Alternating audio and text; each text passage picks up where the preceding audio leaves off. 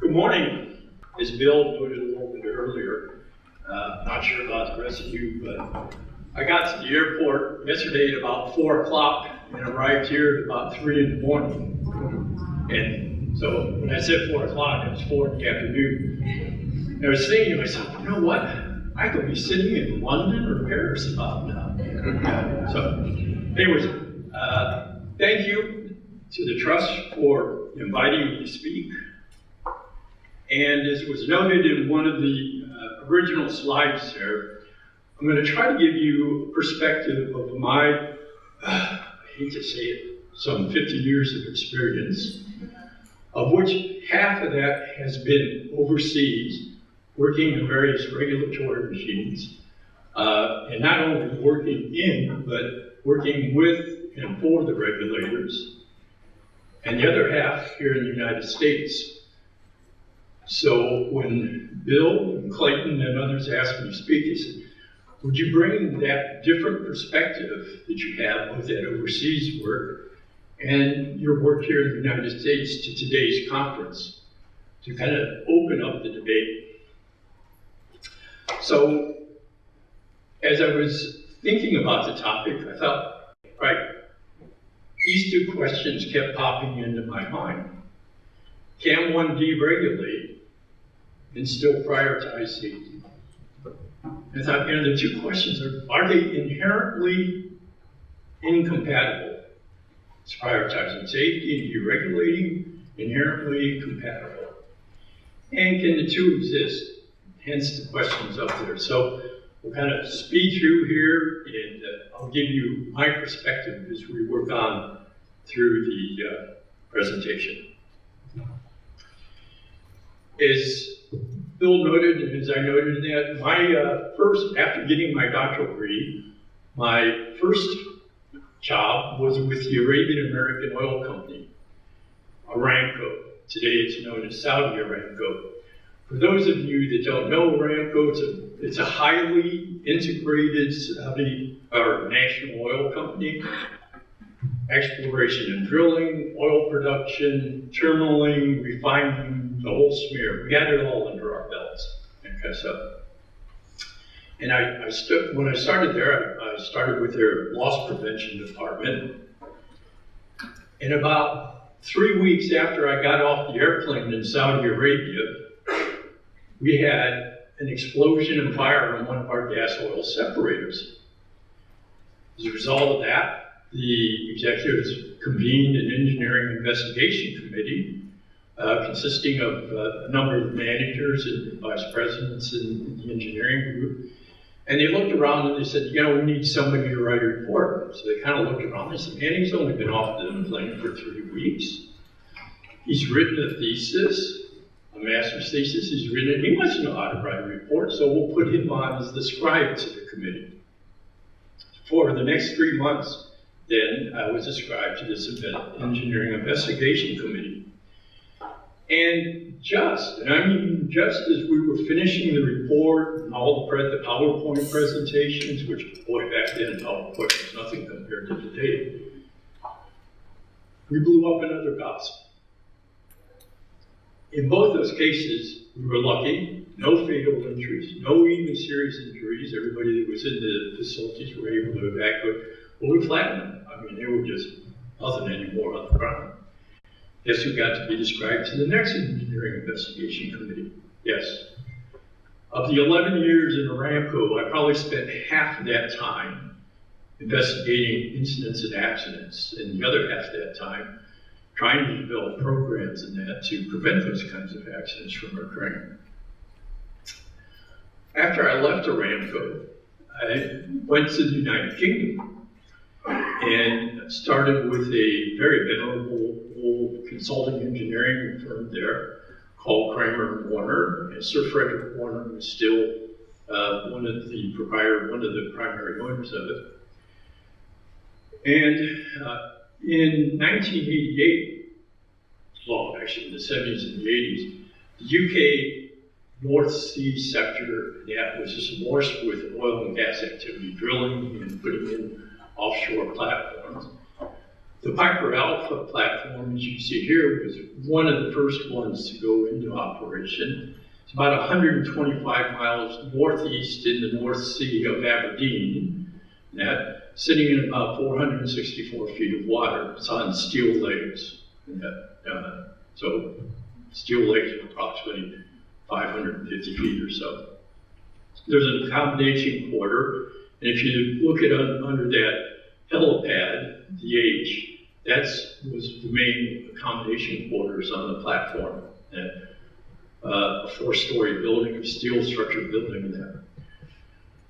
On July 6th, at about 10 p.m., a series of explosions and fires ripped through it. The first explosion and fire that developed was in the C module, which is the gas processing module. As you can see there, the pictures to the left are of that first explosion that occurred in the module. The module sat right next to the control room. It also took out other facilities, and that first explosion damaged a number of vessels that were there within the module itself, broke pipelines within the module, and the next thing we had crude oil, gas everywhere across the pipe, or across the platform.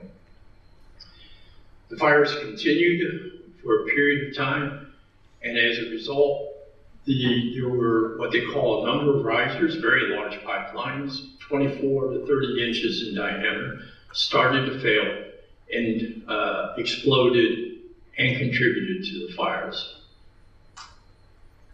By the next morning, that was all that was left of the platform. If you listen to the radio transmissions between a number of vessels that were operating in the facility at that point in time and the shore, and they say when first light broke and they start to describe there's nothing there, you can hear the shoreline say, that's impossible, that can't be, that's not right. You know, what do you mean there's nothing there? The platform's gone, it's not there. So of the consequences of that, of the immediate, of the 226 people that were on board at the time of the accident, there were 165 of them were fatally injured. There are also two rescuers who had been dispatched in a small rescue craft from one of the other vessels. They were caught up when one of the risers exploded, and the craft was immediately underneath the platform at the time. Total loss of the platform estimated in today's dollars at about 1.2 billion, and it also disrupted 10% of the daily gas and oil production of the United Kingdom. A public inquiry was convened under the chairmanship of Lord Cullen. I was appointed by Lord Cullen to direct his technical investigations into that public inquiry. And if you're not familiar with the public inquiry, in accidents of that particular size, the United Kingdom or English government sets up an entirely independent group underneath typically a law board like Lord Cullen was, a Scottish law board, or a judge of that particular nature. And they then take evidence from the public, take evidence from the industry as to what the cause might be, as well as make recommendations. Some 106 recommendations were made, one of which was the promulgation of the offshore safety case regulations, which actually occurred in 1992 by the United Kingdom's Health and Safety Executive. I'll say just kind of equivalent to our United States Occupational Safety and Health Administration. In addition, one of the recommendations from Lord Cullen, which was actually quite unusual, was that they transfer the regulatory authority from the Department of Energy, a group within the Department of Energy, to the United Kingdom Health and Safety Executive because of the disparity that Lord Cullen found when evidence was taken over the way offshore safety was being regulated and onshore safety was being regulated. And he was of a view that offshore safety had basically just mortified development, rigor, or I'm sorry. Yeah, but it basically was static since it was originally done. It also resulted in the company's sale of the United Kingdom, of their United Kingdom North Sea assets about 5 years afterwards. So, fast forward, that was 1988, completed the inquiry in 1990, regulations were developed in 1992, and following the inquiry, I was seconded into the United Kingdom's HSE, Health and Safety Executive, to assist with taking some of the recommendations and turning them into regulations. In 2010, many of you, especially those of you from the New Orleans area, will be very familiar with the BP Macondo accident that occurred. Deepwater Horizon drilling rig was kind of near the completion of finishing a well, a deepwater well. That had a blowout. It then exploded and a fire developed there. And we ended up with the loss of the platform. Some 11 workers were fatally injured, another 17 seriously injured.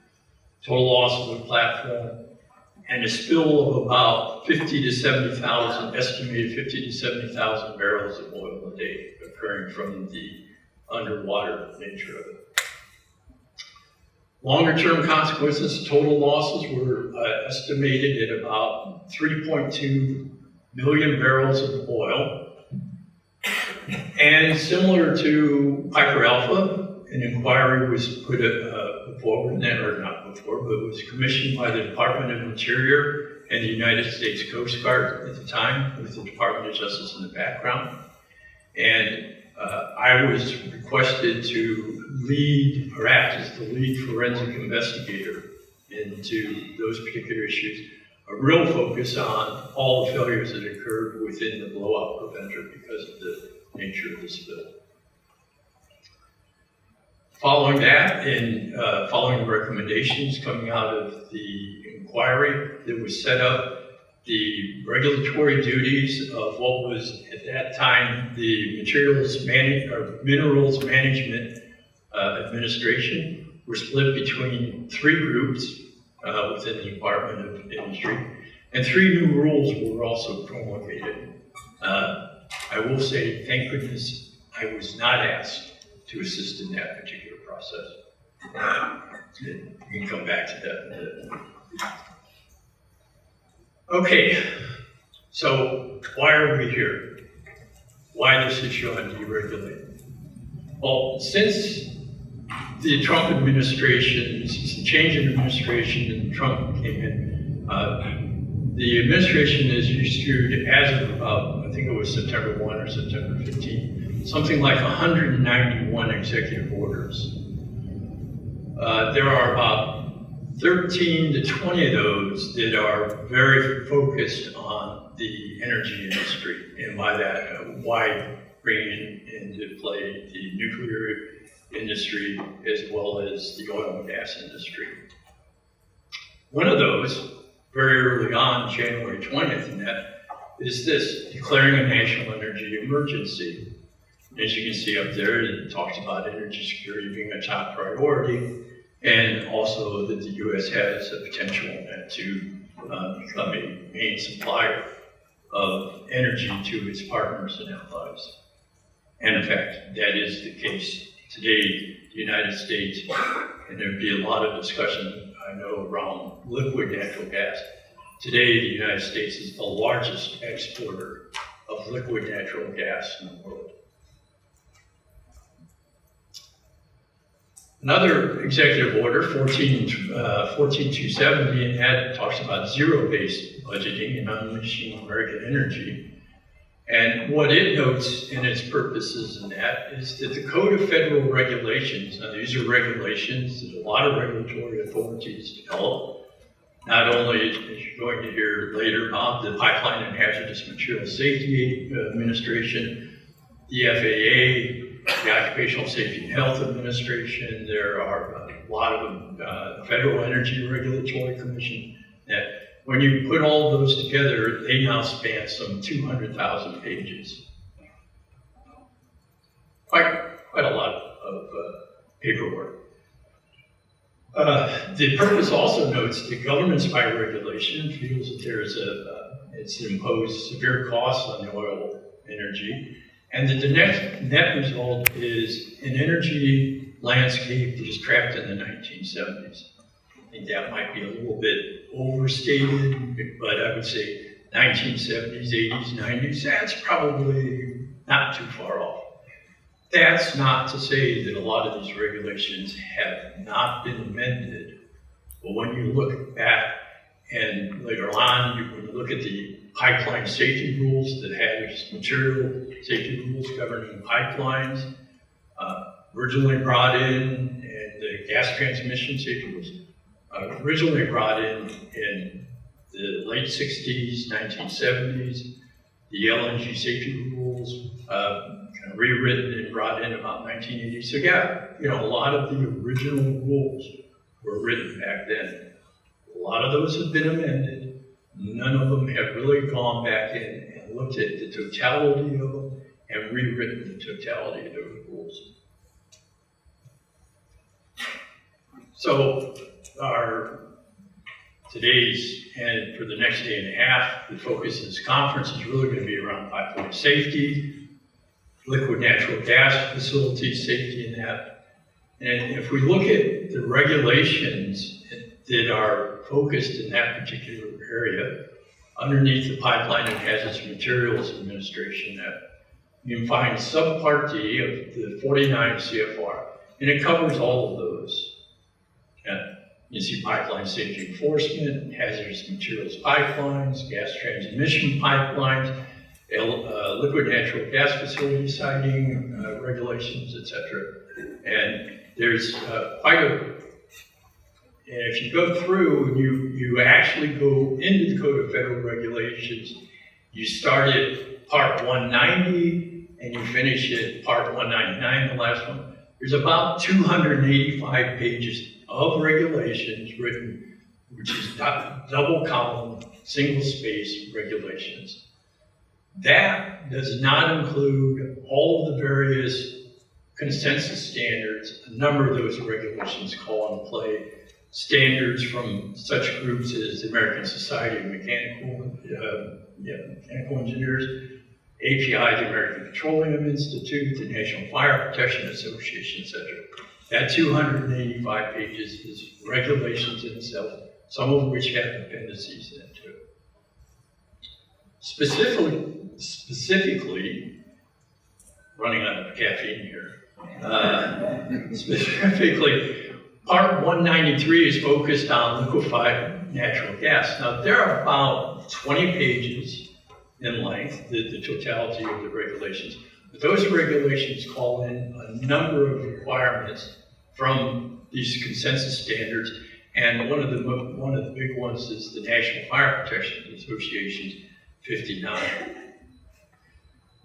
One of the points that was made in regards to a recent advance notice of public rulemaking that the Pipeline and Hazardous Materials Safety Administration published on May 5th was that those regulations were originally written in 1980. The current regulations call into play a version of that consensus standard from the National Fire Protection Association that was written in 2001.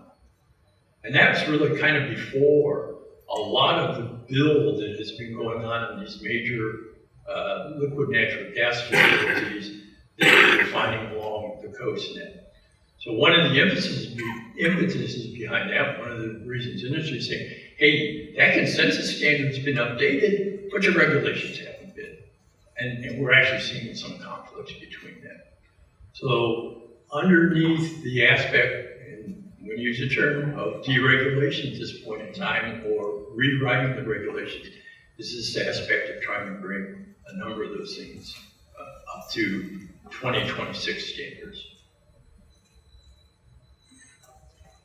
Okay, over the next day and a half, and sorry, industry representatives, this might be a little bit like football 101. There are different approaches to regulations. By the way, if I can, football 101. Who would you say is the most winning coach in college football?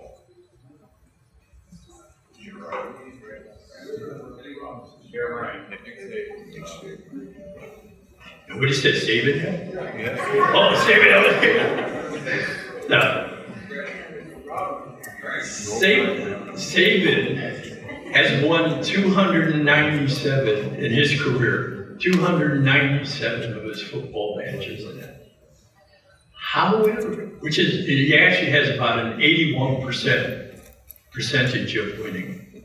However, Hugh Rockney, who only, quote, won 102 games, but he only lost, or 105 games, I'm sorry, but he lost 12. So he's got an 88% winning percentage versus Nick Saban at 81, 82. Although, in regards to Mr. Saban now being on ESPN and various others, he's probably a lot richer than Newton, whatever it was. Over the next few days, or the next day and a half, you're likely to hear a lot of this, and I'm trying to take a little bit of a note from our opening speech in that, and kind of say, let's get around some of the acronyms, the industry speak in that. You're going to hear terms like prescriptive regulations, you're going to hear performance-based, you're going to hear goal-based, you're going to hear all kinds of terms around these types of regulations. If we look at regulatory regimes, and I'm looking at this from my perspective, having worked in various regulatory regimes, kind of at the top is this aspect of what I've termed command and control. Very prescriptive kind of regulation, say, you shall do this. Now, what's the prescriptive regulation? Let me take it out of the oil and gas industry and into something we're probably all quite familiar with, and that's traffic regulations. Speed limits. Speed limits are very, very, in my view, very focused kind of command and control prescriptive regulation. You look at the speeds, if you're driving within a city, if you're driving 25, 35, whatever the posted speed limit is, and you're driving at that speed or below, you're considered to be in compliance with the regulation and inherently or implied driving and operating your vessel or your motor vehicle in a safe manner. So what is more of a performance-based, goal-based? So let's take all those speed limits away. And let's just write a very general rule that says, as a driver of a motor vehicle, you shall not operate the vehicle in a way that endangers the life, safety, property of other individuals or the environment. And say, okay, no more speed limits. You have a responsibility, though. You have a goal to operate your motor vehicle in a responsible and safe manner. Now, we could do that.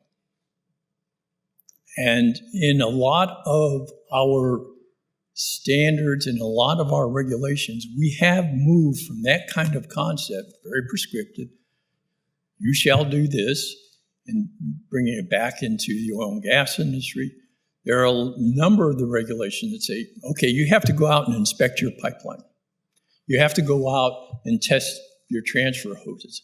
And you have to do that every year, every 5 years, something of that particular nature. So that's a very prescriptive kind of approach. You set up a time limit, you say you have to do this, and and that's it, right?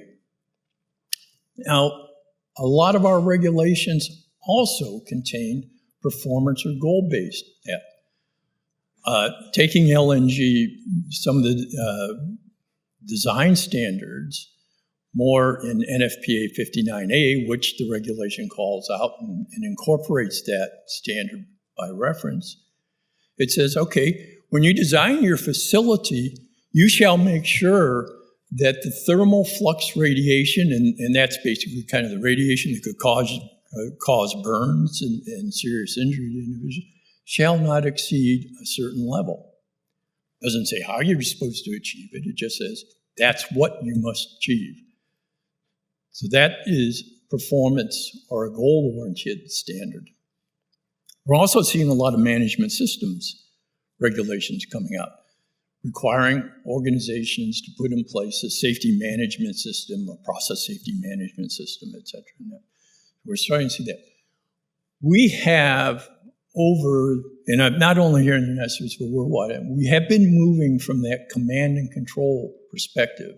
And a lot of that is based out of what we've been finding in these major accidents into these more performance, goal-oriented forms of regulations and management systems. So we've kind of been moving down that scale a little bit. And in some cases, we've even seen enforced self-regulation and voluntary self-regulation. And in that voluntary, kind of in between that enforced and voluntary, I'll give you the example of Boeing and the FAA. And what had happened over the years is as you design and construct an airplane, there are a whole series of steps where you have to go through a design, construct, and assembly certification process.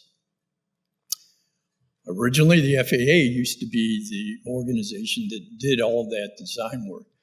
Over the years, they allowed Boeing to take that on and basically self-certify that particular process. Then after the two 737 MAX incidents or accidents that occurred, and when they went back in and they started to look at those certificates that Boeing itself and actually some of Boeing's subcontractors did, they found huge discrepancies in them as the period went on. So they've actually now moved back and said, okay, we're taking all that back on board into the FAA and that kind of stuff because it hasn't quite worked the way it would.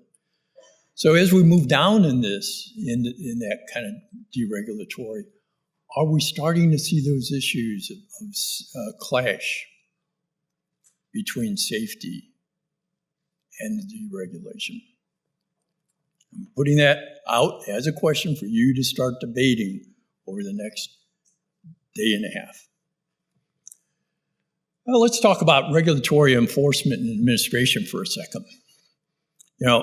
Enforcing prescriptive or command and control regulations it's almost black and white. I mean, let's go back to my speed limit example. You got a speed limit, you're on a city street, the posted limit is 35 miles an hour, you're going down that, or let's say in a school zone, it's either 20, 25 miles an hour, and you're going down that street and you're doing 40, doing 35 in that school zone and that. And a policeman is there with their radar gun or their laser, and they zap you and they say, oh, okay, you're over the speed limit, we got you. It's a nice black and white. Not only for the policeman, but also for the judge, were to go to a judge. Okay, we see that. This is what the regulation requires. You were in excess of it, you're not in compliance. So it makes it nice. It actually does make it quite nice and comfortable for the regulator as well as the regulated. If I'm operating in a speed limit below that, I'm not going to get a ticket. If I'm operating above, I've got the potential of getting a ticket. Now again, let's flip that a little bit and think about, we'll take those speed limits away. And Mr. Patrol Person is out there and he sees you driving down this city street and you're doing 45 miles an hour. And he says, okay, right, that's not right. I don't think that person is operating their motor vehicle in a responsible and safe manner on this street. So he pulls you over. And getting ready to write a ticket, and you go, well, look, man, this is a bright sunny day. It's a straight street. I can see for 2 miles down. I can see a mile behind me. I can see on both sides. Nobody's around. Why am I getting a ticket? And even a judge would probably be saying, okay, what's going on here and that? When you get into the performance base, it is much more difficult for the regulator and even the regulated industry and that to understand whether they're in compliance or not. And I speak from experience because after the offshore safety case regulations, I got seconded into the health and safety executive. And one of the responsibilities there is they have to, the offshore operators had to prepare the safety case, their case for operating their facility safely. The regulator was required, the HSE was required to approve that. I shouldn't say approve. Approve is a nasty word amongst regulators. Accept. Yeah. They had to accept the safety case. And we got into some really interesting discussions with the industry when they were bringing their safety cases in as to whether that safety case actually did demonstrate, except that they could operate that facility safely. Now, the fascinating thing is, I mean, we had debates that went on for hours in rooms and that over various provisions in the safety cases. But I will say this, they were debates. We weren't going in head to head. We were going in and we were having open debates. And I experienced that again in Australia, when I was seconded in Australia, when I was in Canada working with the British Columbia Safety Authority and British Oil and Gas Commission. We're putting the same kinds of things. They were open, heated debates. But at the end of them, both the industry and the regulator walked out comfortable. And that's about as best you can get when you start moving into performance-based regulations. So talking about regulatory enforcement administration, let's bring it back a little bit to pipeline safety net. One of them that's quite interesting is rupture mitigation valves in high consequence areas. And a couple years ago, myself and Sarah, who's a member of the board, were asked to sit on a committee of the National Academy of Sciences and Engineering. Now, in 1971, the National Transportation Safety Board, NTSB for short, made their first recommendation following investigations into a series of incidents and accidents involving gas transmission lines that existing lines, I've got 1 minute, should basically put in rupture mitigation valves. And seeing I only have 1 minute. That recommendation, I had on the one slide, in 2019, when you look at the NTSB's recommendation, or NTSB's testimony to Congress, they said that's still open. Over all this period, we haven't done it. So in 2020, the Congress asked the Academy to look into this particular issue. We did. We wrote a report, and the bulk of the members said, well, you know what, if we enhance the risk kind of mitigation principles and that are in the current existence, we think that will do it. I took a dissenting opinion and said, I think that's too gray. When I look at it, I think there needs to be something a bit more in light of the fact that this recommendation has been around for that period of time. So, actually, what is safety? Now, a few years ago, there was a lot of focus on this attaining and sustaining zero. When you go to websites today, and I'm talking about like websites of Calpine's Energy Transfer and that, you don't see that particular item as much as you did in the past. So I would submit to you that to me, safety today is about this issue of how well do you manage your barriers between allowing an accident, allowing an incident to occur, and then the consequences of that escalating out of control. And I think this is a bow tie. You're likely to see this over the next couple of days. It's a kind of a common example. Industry, oil and gas industry, not only oil and gas, but most of the industry has adopted this concept and a lot. So you'll see that quite a bit. Now, I started with prioritizing safety and duration. I started with two questions. Are they inherently incompatible? From my experience, I would say no, I don't believe they are inherently incompatible. Can they coexist? And to that I would answer, yes, I think in the right environment, the two can coexist. Can they coexist in the United States? And now I'm comparing my 25 years overseas and 25 years in the United States. I have some serious doubts, especially in the current focus of deregulations. So I was asked to kind of set the scene, to kind of put some thoughts out there that you will be able to debate and have open discussion with over the next day and a half, and I'll stop there.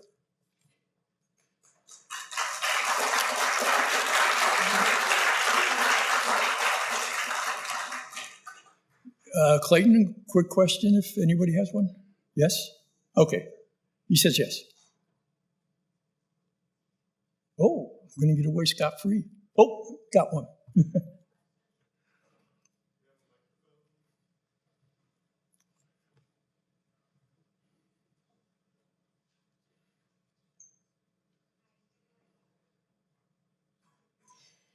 Hi, good morning. Thank you for your keynote today. Very insightful. I took a few pictures. I loved the types of regulation diagram.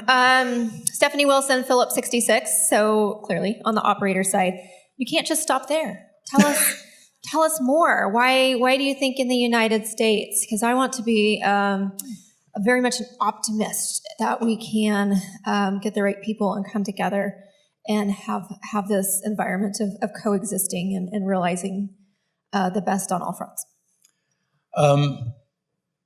Okay, quick point.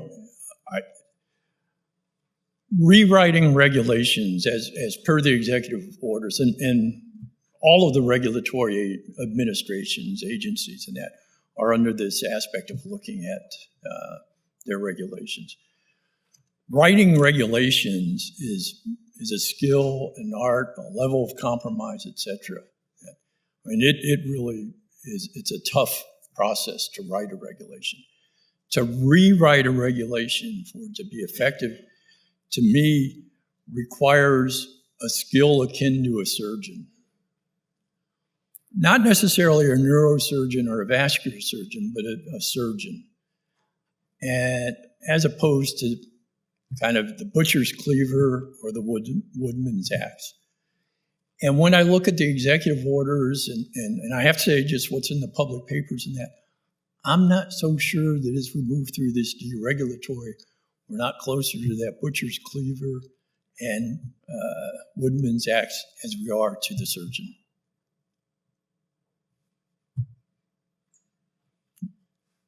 Yes?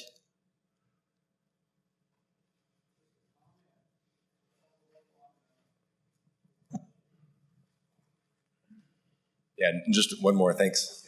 Yeah. Excellent presentation. Thank you, Gary. Like you, I'm an ex-Aramcon. I'm a recovering Aramcon. I spent 25 years over in Saudi Arabia and 10 years on an API committee rewriting API 14C.